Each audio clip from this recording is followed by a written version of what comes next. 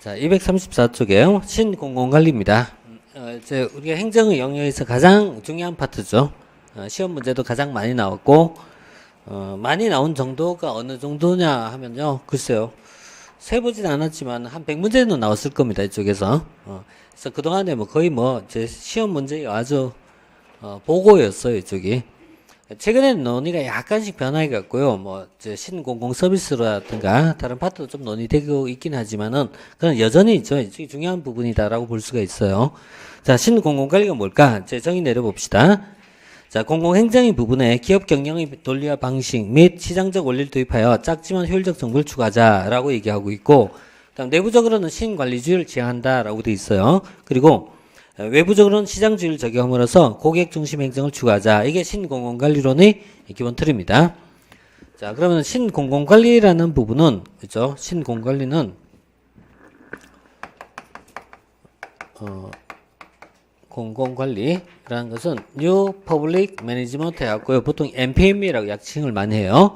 근데 이 신공공관리는 이제 두 가지 요소가 결합된 것으로 이해하자. 이렇게 봅니다. 두 가지 요소란, 첫째는 시장주의적 개념이고, 두 번째는 신관리주의적 개념이다 라고 할 수 있고, 시장주의란 말은 행정에 시장의 원리를 도입하자 이거예요. 행정에 시장의 원리, 시장적 원리를 이제 적용해 보자 이런 얘기고, 그 다음에 신관리주의란 행정의 경영의 기법. 조금 더 확장하면요. 논리, 방식, 기업가 정신까지도 도입하자. 이렇게 얘기합니다. 자, 이런 것을 이제 도입해보자 라고 하는데요. 두 가지는, 이제 기본 틀은 비슷해요. 근데 약간 이제 차이가 있긴 한데, 시장의 원리다라고 하면은, 시장의 원리란 말은 두 가지를 지칭하죠. 우리가 이제 행정의 수요와 공급에서 이미 언급했었어요. 그래서 우리가 시장의 원리라고 얘기하면 두 가지. 첫째, 가격 메커니즘. 두 번째, 경쟁 메커니즘. 그러니까 가격과 경쟁이었죠. 그래서 이런 이제 가격과 경쟁의 메커니즘을 행정에도 적용해 보자는 얘기예요.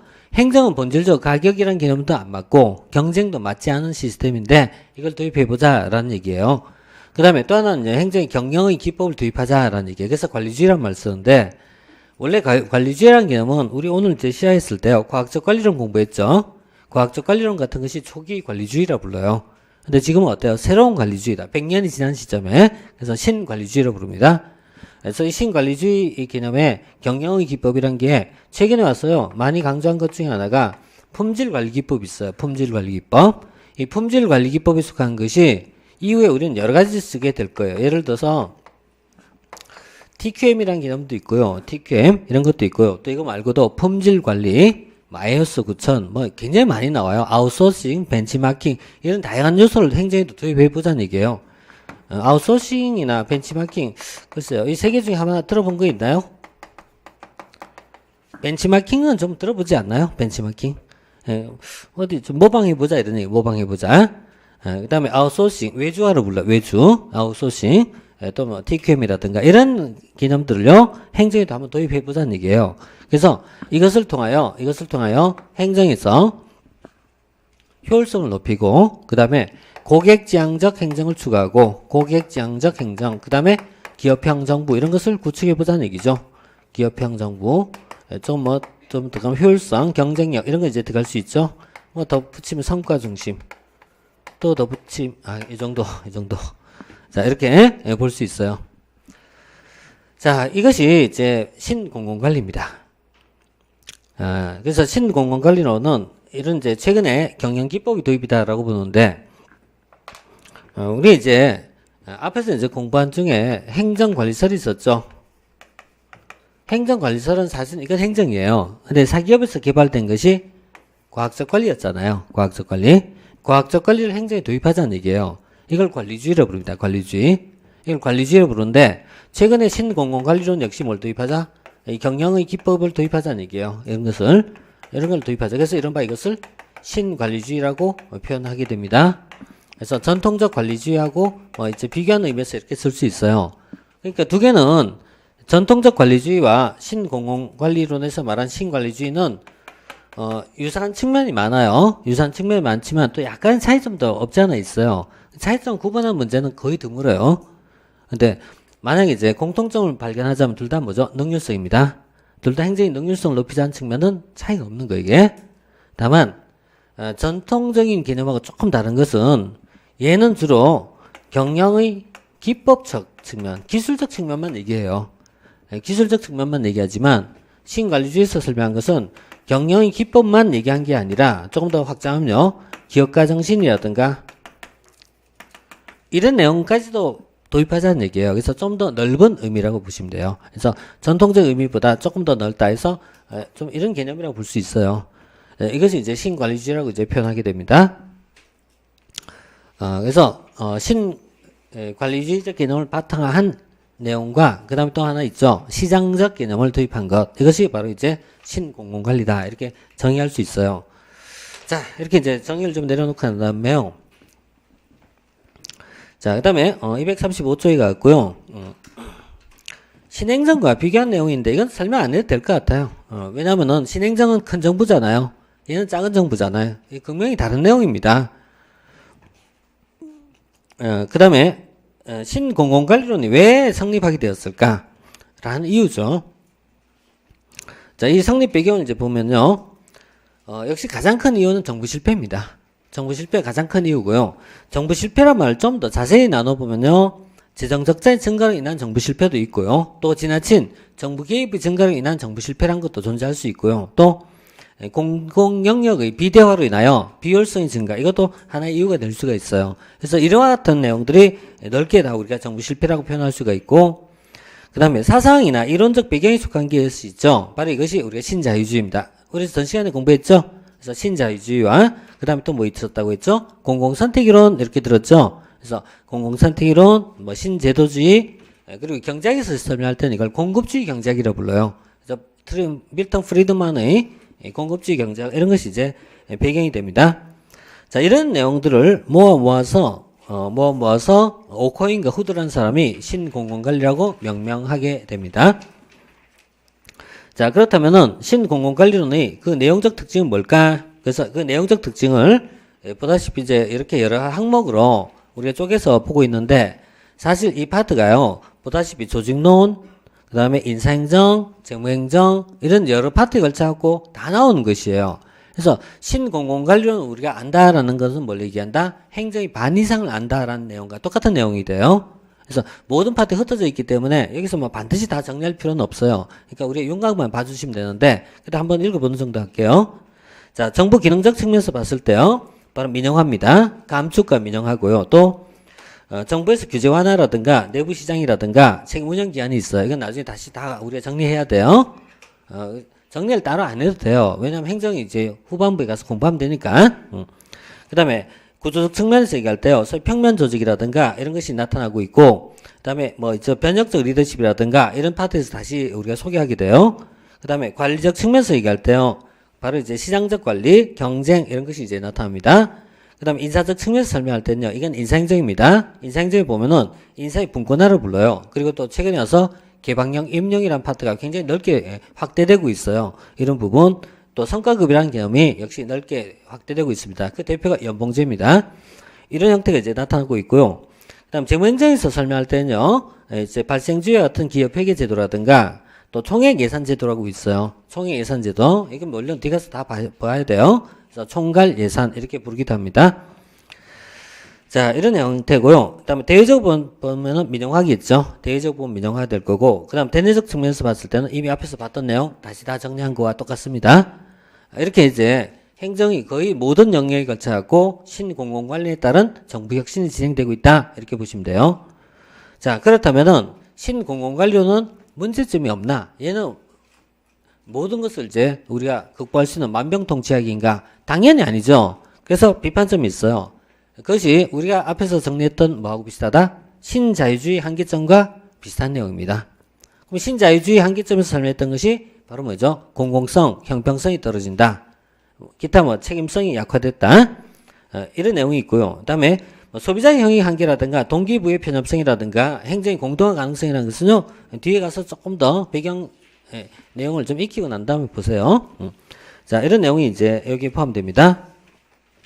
자, 다시 이제 뒤로 갔고요. 보충해 보시면은 기업형 정부와 5C 전략으로 해서요. 오스본 플래스트리라는 사람이 얘기했던 5C 전략이라는 게 있어요.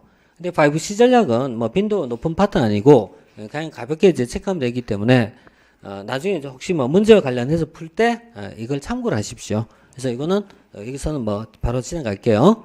바로 지나가고 그 다음에 뉴 거버넌스라는 개념, 드디어 이제 뉴 거버넌스 등장했는데요. 뉴 거버넌스 얘기합시다. 사실 이제 신공공관리나 뉴 거버넌스라는 개념은 이미 우리가 이제 EF에서 보이지 않게 많이 논했던 것들이에요. 자, 시장 실패, 정부 실패, 그럼 정부 실패 극복 이렇게 들어가죠. 이 정부 실패 극복, 그 정부 실패 극복을 어떻게 이해하자? 거버넌스적으로 해결하자라는 얘기예요. 근데 거버넌스라는 개념 자체가 의미가 변하는 거 이게. 그래서 거버넌스라는 개념이 1980년대의 거버넌스를 신공공관리라고 봤다면은 1990년대의 거버넌스를 뉴 거버넌스라는 개념으로 다시 넓게 이해한 것입니다. 최근에는 거버넌스라는 개념의 다양화 또는 확대로 이행되고 있어요. 그래서 최근에 거버넌스라는 개념 자체가 더 넓은 의미로 자꾸 이제 범위가 넓어지고 있어요. 자, 이 80년대 신공공관리에서 강조했던 부분이 가장 대표적 표현을 우리가 기업형 정부라고 불렀어요. 그런데 이 신공공관리론은 알다시피 이 중간에 많은 한계점에 봉착하는 거예요. 많은 한계점. 자, 많은 한계점이나 문제점에 봉착하게 돼요. 그래서 뉴거버넌스에서 소위 네트워크를 통해 문제 해결이 중요하지 않느냐라는 것이 논의가 돼요. 이렇게 논의됐던 것이 이제 우리 이제 행정에서 과거에 많이 반영했던 시험 문제였어요. 그래서 우리가 이제 2000년대 초반에 신공공관리론이 행정학에 도입이 돼요. 그리고 이후부터 2006년도까지 얘가 가장 기본 문제였어요. 그러나 2010년도까지 나오는 이후의 문제는 두 가지 비교하는 문제가 중심을 이뤄요.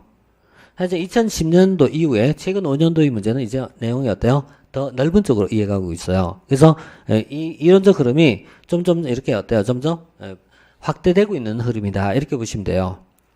자, 이 중에서 우리가 고전적 개념을 먼저 익히고 나서 최근 개념을 봅시다. 고전적 개념이란 얘와 얘의 비교하는 것 정도가 고전적 개념이에요. 그래서 두 가지 비교하는 개념을 먼저 이해하시고 나서 다시 어때요? 거버넌스 다양화 이렇게 봅시다.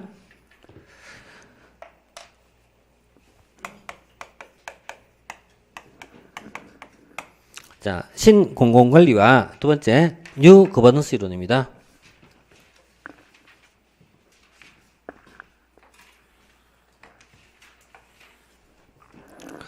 자, 이 두 가지를 비교해서 보는 부분은 공통점과 차이점이 있어요. 둘 다 뭘 강조했다? 정부의 기능을 방향 잡기로 이해하자라는 건 똑같아요. 얘나 다 같이 모르다. 정부는 방향 잡기다 이렇게 이해하고 있어요. 그리고 또 둘 다 뭐죠? 공공과 민간을 엄격히 구분하지 않는다라는 공통점이 있어요. 자, 이런 공통점에도 불구하고 그 다음에 차이점이 다시 나타납니다. 그 차이점은 등장식이나 사상적 기초가 다르다라는 것이에요. 자, 신공공관리 등장한 시점은요, 80년대 이후에 신자유주의를 바탕으로 등장했던 내용이고, 그 다음에 뉴거버넌스는 90년대 이후에 공동체주의를 바탕으로 등장한 내용이다 라고 해서 두 개는 조금 좀 차이가 좀 있죠. 자, 그럼 여기서도 여러분들이 또 똑같은 이제 하나 이제 딜레마에 있어요. 최근에 논의하는 행정의 중심은 뭡니까? 라고 물으면요, 얘입니까?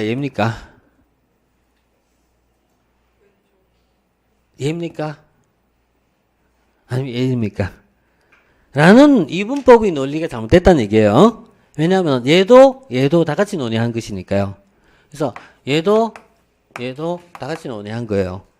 시각이 관점이 달라요. 얘는 관심이 어디 있다? 정부 내에 관심을 두고요. 이쪽은요, 정부와 민간의 관계에 관심을 두고 있기 때문에 포커스가 다르다는 차이점이 있어요. 즉 신공공관리론은 본질이 뭐였다?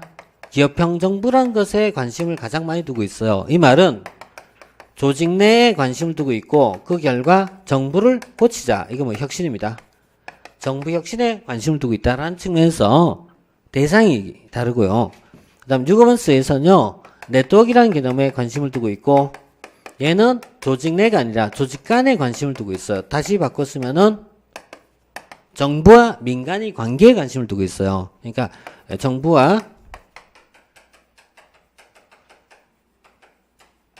민간이 관계에 초점을 두고 있고요. 그 다음에 기업형 정부에서 가장 강조한 단어가 두 가지였어요. 경쟁과 효율성이 논리예요. 경쟁과 효율성이 논리예요. 근데 이쪽은 좀 다른 내용입니다. 자, 신공공관리로는 정부를 뜯어고치자는 얘기예요. 정부가 비효율적이기 때문에 정부를 뜯어고치자 이렇게 얘기해요. 그러면서 우리 이제 많이 나왔던 단어가 있어요. 투입과 산출이 있을 때 뭘 중시하자? 산출이죠. 그러니까 앞에 보면 이렇게 투입보다 산출, 과정보다 결과, 규칙이나 절차보다는 성과 또는 임무라 부르죠. 성과 임무 중심 이렇게 봤죠. 자, 그런데 뉴거먼스에서 강조한 단어는요. 과정입니다. 이 과정은 전통적 행정에서 보는 과정하고는 다른 내용입니다. 그래서 과정이란 말을 쓰더라도 의미적으로는 다른 의미에게 자, 이렇게 이제 해서 양자에 이제 차이점이 있어요. 자, 이것을 우리가 좀 더 구체적으로 이제 보면은 신공공관리로는 정부 내부에 관심이 있다 이렇게 얘기했어요. 자, 신행정까지 오는 과정에서 정부는 계속해서 팽창해 왔어요. 정부가 커지다 보니까 효율성이 없고 경쟁력이 없단 말이에요. 그래서 이 비효율적인 정부를 효율적 정부로 바꿔야 되지 않냐 이게 논의 중간에 있거든요. 그럼 비효율적 정부를 효율적 정부로 바꾸자는 얘기예요. 어떻게? 어떤 방식으로서? 어떻게? 예, 그렇지. 바로 이거예요. 시장의 원리를 도입하거나 또는 경영기법의 도입을 통해서 시장적 메커니즘이나 경영기법의 도입을 통해서 정부를 바꿔보자는 얘기예요. 그래서 본질은 정부 혁신이란 말이에요. 본질은 정부를 고치자. 여기에 관심이 두고 있어요. 그리고 관료에게 많은 자율과 재량을 허용함으로써 성과를 높이자. 이게 관심이에요. 그러나 뉴거먼스에서의 관심은 이 부분이 아니라 정부가 나홀로 모든 것을 해결한 것이 아니라 정부가 기업과 이게 시장입니다. 시장. 시민사회와 또는 다른 정부, 타 정부와 또는 준정부와 기타 조직과의 관계 속에서 이들을 참여시키자는 데 관심을 둬요. 그래서 정부의 역할을 조정자의 역할이다 라고 보는 거예요. 조정자. 정부는 단지 조정하는 역할에 불과하고 이들을 참여시키자라는 데 관심이 있어요. 그래서 여기는 경쟁의 논리가 아니란 말이에요. 얘와 얘가 손잡고 가는 겁니다. 손잡고 가는 거기 때문에 경쟁이 아니고요. 신뢰라는 개념이 중요한 거예요. 신뢰. 두 번째는 효율성이 나올 수가 없어요. 당연히 시간이 많이 걸린 내용들이에요. 그래서 시간이 많이 걸리기 때문에 우리가 참여적이다라고 하기도 하고 이념을 얘기할 땐 민주성이 됩니다. 그래서 두 가지는 이런 맥락에서 전혀 다르다. 전혀 다르다. 그래서 두 가지는 문제 해결의 메커니즘을 전혀 다른 쪽에서 잡고 있다라는 얘기예요. 자, 이렇게 이제 근본적인 어떤 시각의 차이가 좀 있고요. 그렇다고 배타적인 개념은 아닙니다. 이게 배타적인 개념은 아니고 서로 다른 방향을 가지고 있을 뿐입니다. 자, 이렇게 이제 보고요. 그 다음에 이것과 관련하여 확장하면은 시민 재창조란 말과 정부 재창조란 말이 나와요. 정부 재창조와 시민 재창조론이 있어요. 이 샤처라는 사람이 시민 재창조가 있고요. 이쪽은요, 오스본과 게블러의 정부 재창조라는 개념이 나와요. 이렇게 이제 나누는데, 근본적으로 얘가 신공공관리와 얘가 뉴거먼스적 개념과 관련돼요. 자, 정부 재창조에 의하면은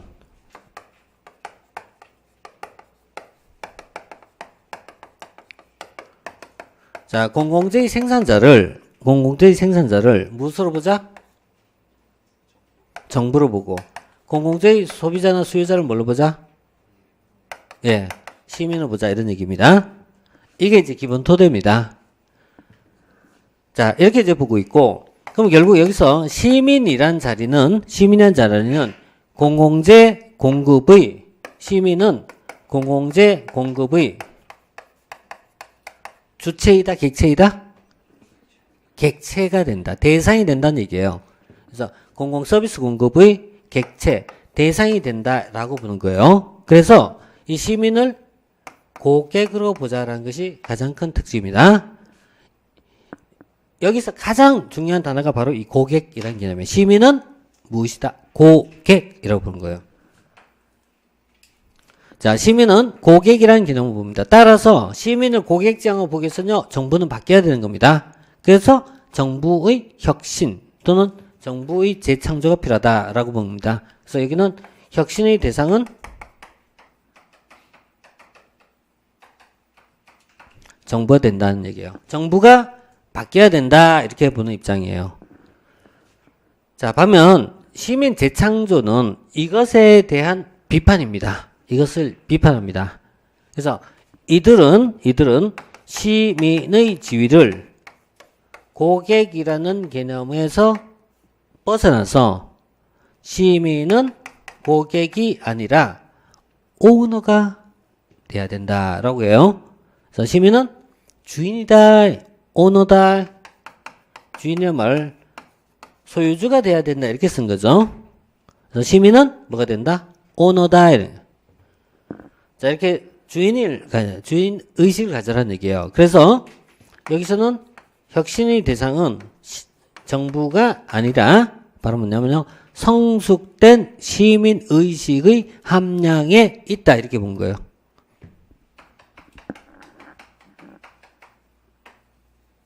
자, 혁신 대상은 시민 의식의 향상에 있다라고 봐요. 이와 같은 시민 의식을요, 수동적이다? 아니죠. 능동적이고 적극적이고 참여지향적인 시민 의식이 필요하다라고 보고 있어요. 그래서 혁신의 대상은 정부가 아니라 시민의 의식이 전환이 필요하다라고 보는 입장이에요. 두 가지는 그래서 보는 관점에 전혀 다른 개념을 가져요. 정부 재창조의 개념은요, 이런 의미를 바탕해요. 정부가, 우리가 이제 동네에 온 슈퍼예요. 그리고 여기에 손님이 있어고, 손님이 시민인데, 시민은 뭐죠? 고객이라, 이런 개념이에요. 그래서 얘가 잘해라 이런 얘기예요. 잘해라. 그래서 고객지향을 위해서 정부는 좀 더 바뀌어야 된다 라는 마음을 기초로 잡아요. 따라서 이때 시민은요, 능동적인 시민이 아니라 수동적 시민이면 됩니다. 이런 시민은 수동적 시민이에요. 하지만 시민 재창조에 따르면요, 시민의 지위는 이제 슈퍼의 뭐가 된다? 주인이 된다 이렇게 본 거예요. 주인이다. 시민의 지위는 여기 아니라 이쪽에 있다. 그래서 시민의식의 함량은 결국 주인의식을 높이라 이런 얘기예요. 그래서 두 개는 이러면서 전혀 다른 관점을 가지고 있다. 이렇게 이제 해서 샤처의 이론하고요, 오스만 게블러의 이론의 이제 근본적 차이점이에요. 자, 이런 내용이 이제 최근에 이제 나오는 시민의 재창조의 개념이었는데, 이걸 바탕으로 두 개의 어때요? 보면 상대적 차이점을 좀 이해하시라 이런 얘기예요. 이해하시라. 자, 지금 이제 뉴먼스를 얘기하면서요, 이렇게 이제 상대적인 어떤 이제 비교라는 개념을 봤습니다. 자, 이 내용이 240쪽과 41쪽에 걸쳐갖고 나와 있는 거죠. 자, 그 다음에 뭐 참고 내용은요, 지나갈게요. 그 다음에 신공공 서비스 볼게요. 자, 신공공 서비스는요, 한마디로 무엇을 비판했다? 신공공관리론이 비판했단 말이에요. 신공공관리론이 비판했다. 다시 얘기하면은 얘들이 주장하는 가장 본질은요, 시민은 고객이 아니다 이런 얘기예요. 시민은 고객이 아니다. 따라서 시민은 고객이 아니고 시민은 주인으로서 주인의 의식을 함량하는데 본질을 두고 있다. 그래서 민주주의 개념과 연결됩니다. 그러면서 담론주의라든가 이런 것이 이제 나오기 시작해요. 자, 아래쪽에 내용을 보면요. 민족 시민 이론, 지역 공동체주의, 담론 이론, 정부는 봉사에 있다. 그다음 정부의 넓은 책임이 중요하다. 시민과 협조 체계가 중요하다. 이런 내용들이 이제 바탕하고 있어요. 그래서 이제 우리가 이제 결론을 도출할 때 가장 중요한 내용은요. 신공공 서비스라는 단어는 바로 뭐였다? 신공공관리에 대한 비판. 이것만 요지를 정확하게 잡아주면 됩니다.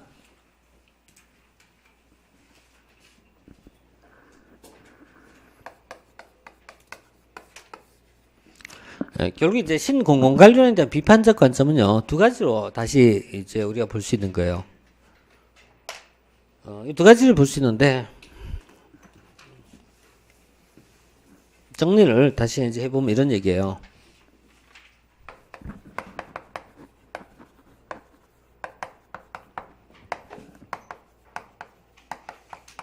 자, 거버넌스 개념은 1980년대의 신공공관리론과 뉴거버넌스론으로 다시 이렇게 나눠집니다. 자, 전통적 정부하고 이제 비교할 때요, 세 가지 측면에서 이제 차이점을 이제 설명할 수 있어요. 첫째는 정책 결정. 두 번째는요, 집행이나 관리. 그 다음 세 번째는 시민의 위치. 이렇게 세 가지로 설명할 수 있어요. 자, 정책 결정이란 말을요, 달리 쓰면은, 이걸 달리 쓰면요, 스티어링.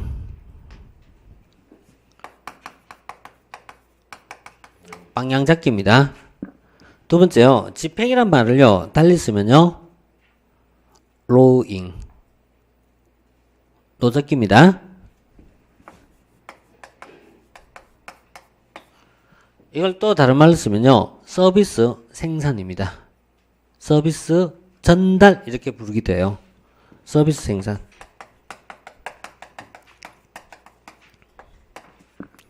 자, 이때 전통적 정부는요, 정부가 방향을 잡고 정부가 집행을 했었어요.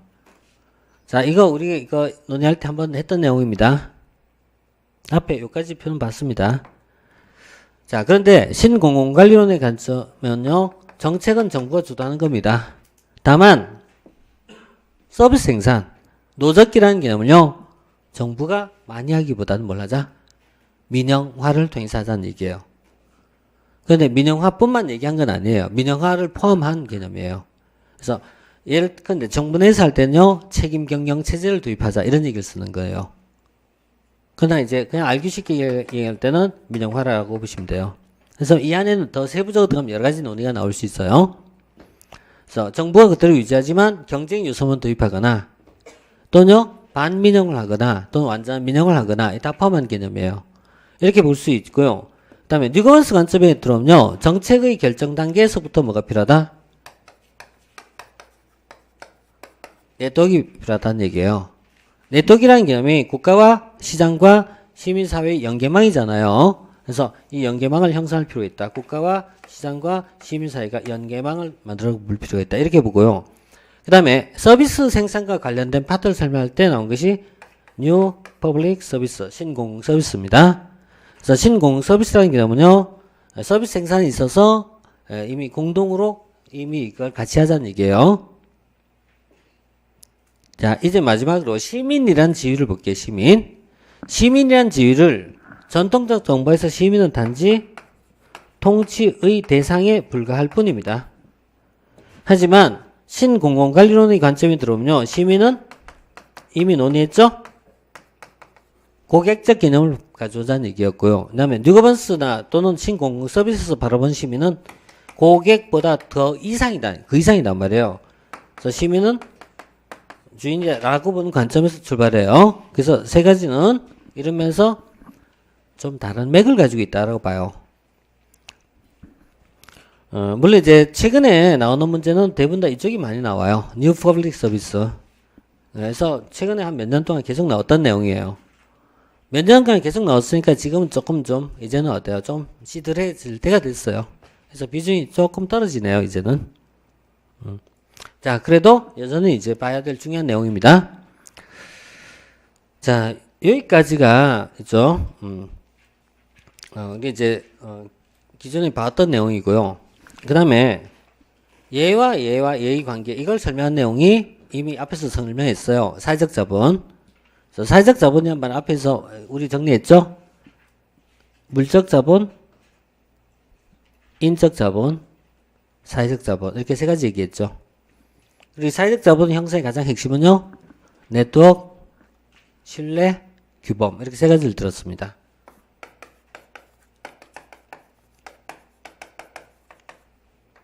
자, 이건 이제 사회적 자본은 이제 본질적 개념이죠. 자, 이렇게 해갖고요, 이제, 거버넌스에 관련돼서 우리가 이제 두 가지를 정리했어요. 자, 첫째, 신공공관리론. 두 번째, 뉴거버넌스론. 자, 이제는요, 이런 두 가지 면에서 더 벗어나갔고요. 더 확대된 개념으로 이제 넘어갑니다. 자, 거버넌스 개념 3 이렇게 들어가면 되겠죠. 자, 이 거버넌스 개념에서요, 바로 이제 시장과 계층과 네트워크의 이제 관계를 이제 폭넓게 봅니다.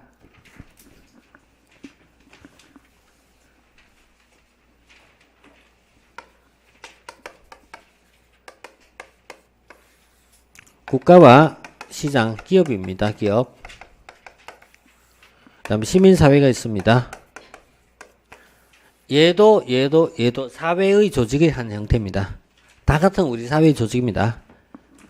근데 이 중에 전통적으로는 얘를 강조했던 건 맞습니다. 하지만 경제적 영역에서는 얘가 힘이 셌었습니다. 그래서 현재는요, 이 세 가지가 공동의 노력이 필요합니다. 이걸 거버넌스를 불렀고, 네트워크를 불렀어요. 자, 다음의 문제는 이거예요. 세 개 중에 누가 주도할까, 이거예요. 누가 주도할까? 세 개 중에 누가 주도할까? 만약에 얘가 주도하면은 국가 중심이 거버넌스, 이쪽은 시장 중심이 거버넌스, 이쪽은 시민사회 중심이 거버넌스라고 해서 세 가지 개념으로 다시 확대가 되는 겁니다. 다음 페이지 보세요. 자, 246쪽에 있어요. 표에 정리된 게 있죠. 표에 있잖아요. 그 내용의 알맹이는 아직까지 공부하지 않은 것들입니다. 자, 그 알맹이에 속한 것이요.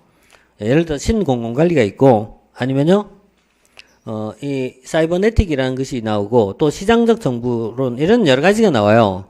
그래서 이 세세한 알맹이는 아직 미출제고요. 이게 뭐 시험에 나올 확률이 있다고 생각하지는 않습니다만은, 이 내용이 바로 어디에 나온 것이다? 피터스라는 사람과 로즈 이론에 기반을 두고 있다라는 얘기예요.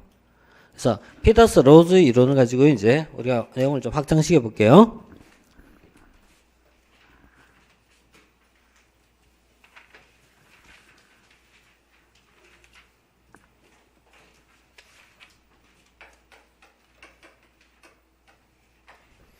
자, 피터스 이론과 로즈 이론이 있을 때, 자, 피터스는 네 가지 정부가 나와요. 이 중에 전통적 정부를 포함해서 5가지가 나와요.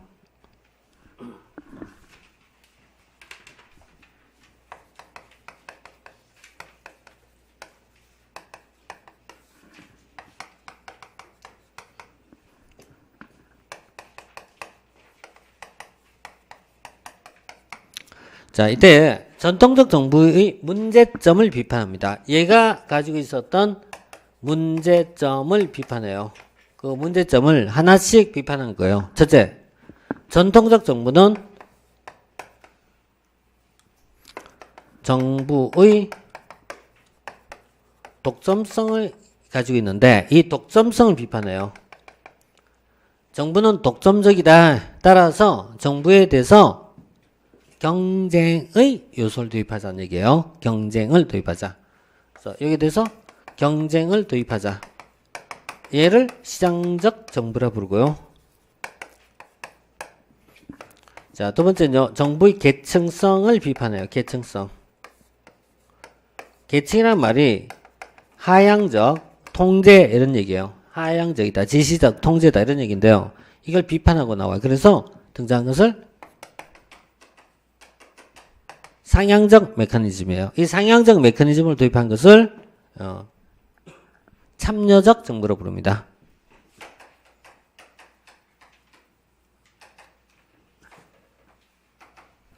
자, 그다음에 세 번째는요. 정부의 영구성에 대한 비판. 영구적, 영속적, 영구적. 자, 따라서 영구성을 비판하고 나왔기 때문에 임시성을 강조해요. 임시성을 강조하는 입장을 신축적 정부라고 부르게 됩니다.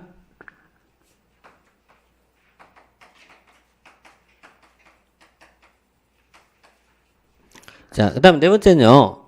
내부 규제에 대한 비판, 내부 규제. 내부 규제를 비판해요. 내부 규제라는 거는, 여기서 규칙이나 절차라든가 규정이라든가 법규라든가 이런 걸 설명하거든요. 자, 규칙, 절차, 규정 이걸 얘기해요. 자, 다시 볼게요. 정부 내에서 공무원에게, 관료에게 많은 내부적 뭐가 있다? 규정, 규칙이 있단 말이에요. 이 내부적 규정, 규칙이 있어요. 이것에 대해서 벗어나라는 얘기예요. 그래서 내부 규제를 줄여라 라고 하기 때문에 이것을 탈내부 규제라고 불러요. 그럼 탈내부 규제는 규제를 없애라는 얘기예요. 그 말은 역방향 얘기하면 관료에게 뭘 더 줘라? 자율과 재량을 더 줘라 이런 얘기예요. 그래서 이 말은 자율과 재량이 확대해요. 자, 자율과 재량 확대시켜라. 대신에 성과를 가져와라 이렇게. 자율과 재량의 확대를 통한 성과의 제고에 있어요. 그 다음에 세 번째 신축적이란 말은요. 자, 이거는요. 정규직의 축소나 고용구조의 이제 약화가 돼요. 최근에 많이 논의한 노동의 유연화 개념과 관련돼요. 그래서 임시직의 활용 이런 것들입니다. 계약직의 활용 이런 것들이에요. 이런 걸 통해서 정부를 좀 더 신축성 있게 움직이라 이런 얘기예요. 자, 그리고 참여와 시향적 정부가 있어요. 이거는 우리나라에서요. 이제 DJ 정부 때 첫 번째를 강조하고요. 두 번째는 참여 정부 때 많이 강조했어요. 그리고 그 다음에 나오는 때는 이명박 정부 때는 이런 내용까지 다 강조했어요. 그래서 현재는 뭐 이것이 현재 우리에게 적용할 때는 어때요? 전면 다 현재 하고 있는 것들입니다. 자, 이렇게 해갖고요. 이제 정부 이제 혁신이라는 부분에서 이제 전통 정부의 문제점에 대한 개선을 우리가 설명하면서 리거번스였어요. 그래서 좀 이제 확대된 개념이었다. 종래에는 얘가 어떤 모습을 가지고 있냐는 걸 이러면 표가 나온 거 있어요. 표 가지고 시험 문제가 많이 나왔어요. 근데 이제는 그것도 조금 좀 지나간 것 같아요. 그래서 최근에는 일단 요형 자체는 좀 알고 가셔요. 왜냐면 이런 거는 이것만 묻지 않고 다양한 문제를 묻는 과정에서 하나의 지분으로 들어갑니다. 이제는. 자, 그래서 문제의 패턴이 좀 변하기 때문에요. 결국 가장 많이 물으신 받던 복합 문제로 들어갈 수 있어요. 자, 그러나 기본적 개념은요. 어떤 것이다 라는 정도는 이렇게 좀 봐두세요. 자, 지금 이제 피터스 이론 봤죠? 피터스 이론 봤고요. 다음에 로즈라는 사람이 전에가 있어요. 로즈. 자, 로즈는 4가지, 5가지, 6가지 이렇게 해서 좀 더 많아져요. 피터스가 4가지를 얘기했지만 로즈는 더 많이 6가지가 나와요. 첫째, 최소 국가론, 미니멀 스테이트, 기업적 거버넌스, 신공공관리론, 좋은 거버넌스, 그 다음에 사이버네틱스, 자기조직화 네트워크 이렇게 6가지로 설명을 해요. 근데 이 파트를 이해하기 위해서요. 자, 한번 봅시다. 우리가 공공의 문제, 사회적 문제 해결의 메커니즘 얘기해. 사회적 문제 해결의 메커니즘을 국가가 해야 되냐, 시장이 해야 되냐, 시민사회가 해야 되냐라는 물음에 대해서 당연히 같이 해야 되는 거지. 다만 누가 더 많은 비중을 두고 누가 주도권을 행사할까 이 차이만 있을 뿐이라는 얘기예요. 그럼 예를 들어서 국가가 주도하는 형태가 있어요. 이게 신공공관리론입니다. 이게 잘 틀릴 수 있어요. 왜냐하면 신공공관리론 머릿속에 먼저 떠오른다? 시장적 개념을 도입해야 되지 않습니까? 이렇게 묻거든요. 하지만 이게 시장이 서비스를 생산한 건 아닙니다. 자, 다시. 공공재해를 누가 공급할까라는 문제예요. 누가 공급할까? 공공재해의 문제를 누가 공급할까? 자, 이때 상대적이지만 미국은요. 전기나 가스를 누가 공급한다고 했죠? 이쪽에서 많이 하는 거죠. 의료 거의 민간사죠. 유럽 쪽은요. 정부가 많이 하죠. 그죠? 뭐 핀란드라든가 이런 나라에 가면 이게 거의 정부가 모든 걸 하겠죠. 지금 그 파트에 대한 얘기예요. 하지만은 우리가 이제 사회에서 이제 뭐 노숙자의 문제라든가 이런 거 해결할 때는 또 누가 얘가 주도하지 않습니까? 그래서 이런 부분에 대한 이제 차이를 얘기한 거예요. 그래서 이쪽을 강조할 때 최소 국가로 부른 거예요. 국가는 줄이고 누가자? 시장이 확대는 말이에요. 그다음 두 번째가 뭐죠? 신관리주의적 개념. 이것을 기업적 거버넌스로 불러요. 기업적 거버넌스는 상대적 아래쪽의 개념이 좀 강한데 일단 그 이유 나중에 보고 그 다음에 신공공관리 누가 한다? 얘기하는 거예요.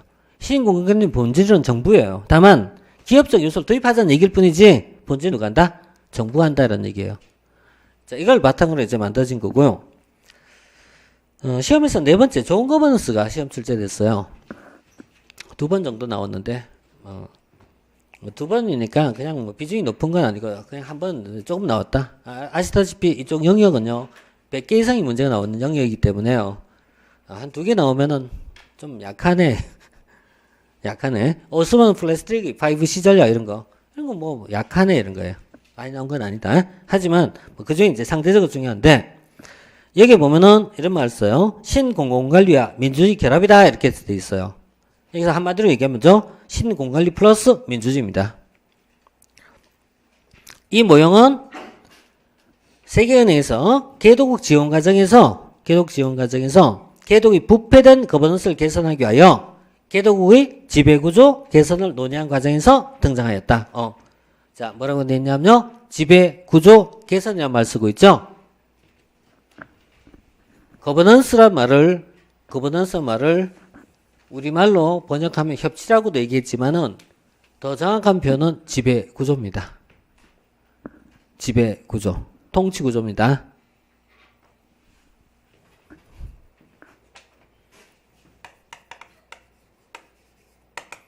개발도상국가는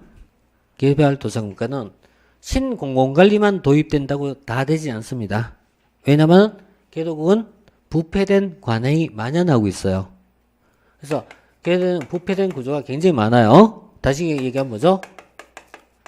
비민주적인 부분이 굉장히 많아요. 이걸 뭐라 부른다? bad governance, 나쁜 거버넌스로 부른 거예요. bad governance. 얘가 이렇게 가야 된다는 얘기야. good governance 가야 된다는 얘기예요. 그래서 부패된 구조화에서는 세계은행에서 자금을 지원하면은 그 자금이 사회 전반에 걸쳐 펴져 가는 게 아니라 일부 권력을 장악한 자가 독식하게 된단 말이에요. 그러면 뭐하러 돈 줘? 그래서 이렇게 된 걸 뭐로 본다? 대출 조건을 지시한 거란 말이에요. 대출 조건. 대출의 조건으로서 당신들의 사회구조 시스템을요 이렇게 변하지 않으면 민주적인 구조로 바뀌지 않으면 대출을 해주지 않겠다 이거예요. 그래서 이걸 개도국의 뭐죠? 부패된 거버넌스, 지배구조의 개선에 사용한다라고 쓰네요. 자, 지금 이제 봤던 것이 이제 좋은 거버넌스, 굿 거버넌스 문제였어요. 그래서 사실 뭐 다른 파트보다는요, 여기선 요 네 번째가 중요합니다. 시험에 나온 거 떠나서 이 차제가 상대적으로 중요합니다. 기타 사회적 인공지능 체계라든가요. 그다음에 자기조직한 네트워크라고 있어요. 이건 가장 넓은 얘기라고 볼 수 있어요. 그래서 이 세 가지 다의 네트워크를 얘기한다. 이렇게 이제 보십시오. 자, 그다음에 마지막으로 지역적 범죄에 대한 얘기만 해놓고 갑시다.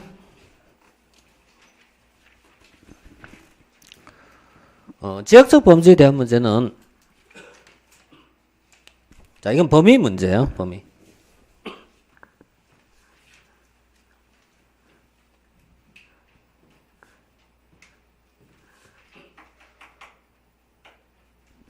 자, 우리 이제 거버넌스를 있잖아요.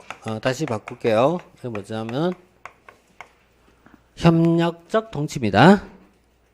그래서 거버넌스의 본질은 협력입니다. 협력. 그럼 협력이라는 개념을 어떤 개념으로 볼까? 하나의 도시 단위로 이해할까? 국가적 개념으로 범위를 넓게 잡을까? 인접한 국가 개념까지 더 넓게 잡을까? 전 세계적인 개념까지 더 확대 씌워볼까? 이렇게 해서 5가지 범주가 나와요. 이때 도시 단위로 가장 좁게 이해한 것을 로컬 거버넌스를 불러요. 로컬. 그 다음에 국가라는 개념으로 확장시켰을 때 내셔널 거버넌스로 부르고요. 인접 국가적 개념을 잡았을 때 리저널이라고 불러요. 그다음 전 세계 개념을 글로벌이라고 부르고요. 글로벌. 그래서 거버넌스 유형을요. 이렇게 5가지 정도로 이해해요.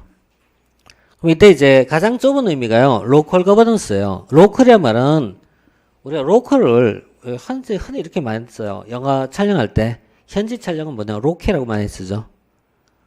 자, 로컬이죠. 그죠? 로컬이 지역이라는 얘기죠. 지역인데 로컬이란 말에서 얘기한 것은 도시 단위의 어떤 협력적 개념이 등장해요. 이 로컬 거버넌스를 설명한 대표적 이론 중에 하나 레짐 이론이라고 불러요. 레짐 이론. 레짐이라고 있어요. 자, 레짐 이론이라고 있는데 레짐 이론이 우리가 대표적 적용되는 파트가요. 자, 평창 동계 올림픽 유치가 있습니다. 평창에서 동계 올림픽을 유치했을 때 평창시만의 노력으로 달성됐을까요? 아니겠죠. 평창시에 있는 기업, 평창시에 있는 시민단체, 사회단체, 그리고 강원도, 국가, 그리고 또 하나 더 있죠. 김연아. 라는 속에서 달성이 됐잖아요. 그래서 이걸 뭐냐면 로컬 거버넌스 레짐이라 불러요. 이렇게 되면 이게 일반적으로 우리가 설명해요. 내셔널은. 그 다음에 인접 국가적 개념은 넓어지면요. 우리가 국제기구가 여러 가지 있죠. 예컨대 뭐 나프타라든가 에이펙이라든가 EU라든가 이런 개념 잡으면 되겠죠. 이런 개념 더 넓은 얘기잖아요. 그리고 가장 글로벌 개념을 하면요. UN이라든가 그 다음 비정부 조직을 할 때는 여러 가지 있죠. 그래서 이 비정부 조직에서 설명한 것이 뭐 예컨대 뭐 녹색연합이라는 것이 확장된 형태에서 그린피스라든가요. 이런 이제 연계망 같은 것들 또 뭐 국경 없는 의사회라든가 이런 거 있지 않습니까? 이런 게 뭐예요? 가장 넓은 글로벌 개념이에요. 자, 이렇게 갖고요. 이제 거버넌스 개념은 이제 확장이라고 보시면 됩니다. 자, 이렇게 해서 이 중에 이제 나중에 레짐이란 말을 나중에 언젠가 한번 보게 될 거예요. 우리는 교재에서 가장 뒤쪽에서 공부할 겁니다. 그러면 한 번, 두 번, 3번 정도 출제됐어요. 경감부 합치면 3번, 공무원 시험에서 2번 나왔어요. 근데 이걸 많이 나올 게는 지금 조금 아직은 좀 애매한 것 같아요. 애매한. 이게 결국은요, 시기 흐름하고 좀 관련이 있어요. 이걸 강조한 시점하고. 자, 여기서 거버넌스 개념을 지리적으로 이렇게 이해할 때는 방금 같이 보시면 됩니다. 이렇게 보시면 되겠고. 자, 마지막 신제도주의가 있죠. 신제도주의 잠시 쉬었다 할게요. 짧게 할게요. 대신에.